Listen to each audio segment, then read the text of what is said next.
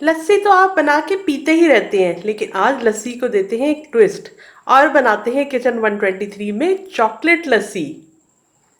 तो सबसे पहले तो किचन 123 को लाइक कर लें, सब्सक्राइब कर लें और बेल बटन को भी प्रेस कर लें।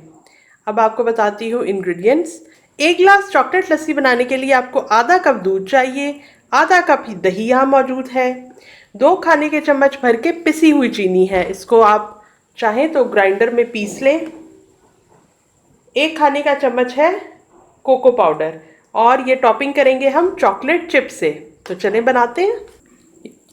दूध डाल रही हूँ मैं ब्लेंडर के अंदर।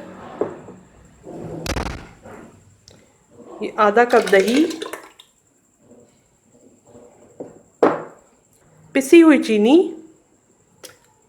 और ये है कोको पाउडर। इस सब को ब्लेंड करते हैं और आपको दिखाते हैं।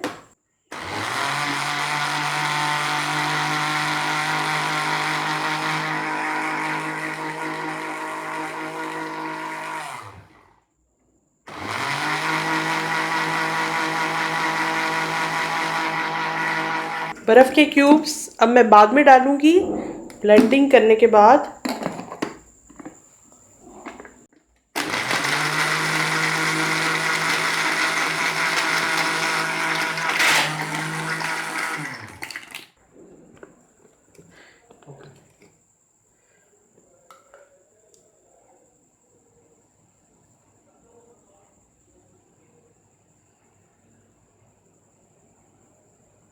और इसके टॉप पे चॉकलेट चिप।